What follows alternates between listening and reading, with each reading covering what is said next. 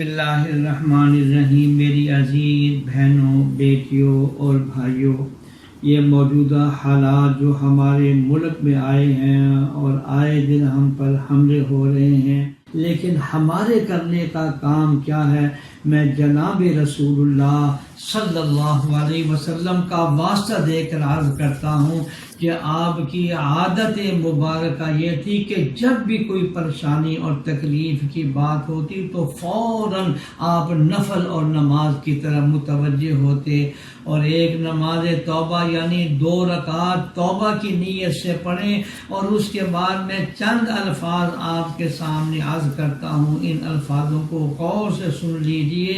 انشاءاللہ توبہ میں یہ بڑے معاون ثابت ہوں گے۔ تو 2 رکعات نفل نماز توبہ پڑھ کر یہ دعا مانگے کہ اے اللہ، میں آپ کا سخت نافرمان بندہ ہوں، میں فرما برداری کا ارادہ کرتا ہوں مگر میرے ارادے سے کچھ نہیں ہوتا، اور آپ کے ارادے سے سب کچھ ہو سکتا ہے۔ اے اللہ، میں چاہتا ہوں میری اصلاح ہو مگر ہمت نہیں ہوتی، آپ ہی کے اختیار میں ہے میری اصلاح۔ اے اللہ، میں سخت نالائق ہوں، سخت گناہگار ہوں، میں تو عاجز ہو رہا ہوں، آپ ہی میری مدد فرمائیے،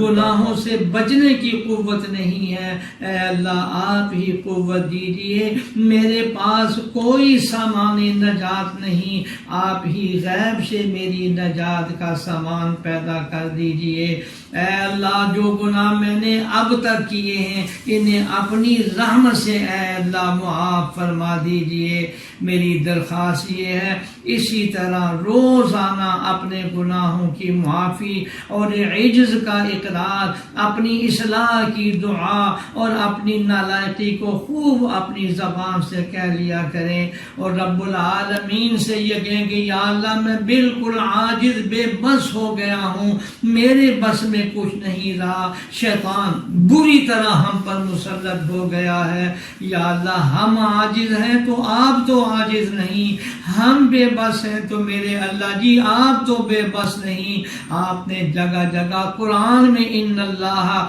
علی کل شیء قدیر فرمایا ہے، تیری قدرت کا واسطہ دیتے ہیں، ہمارے گناہوں کو معاف فرما، معاف فرما اور معاف فرما، اور ہمارے اس پیارے ملک جس کے لیے لاکھوں قربانیاں کلمہ طیبہ کے نام پر دی گئی ہیں، یا اللہ اس کی حفاظت فرما، اور اس کی حفاظت کرنے والوں کی حفاظت فرما، اتفاق و اتحاد کی نعمت ہمیں عطا فرما،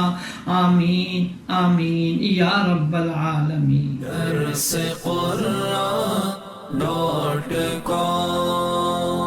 www.darsequran.com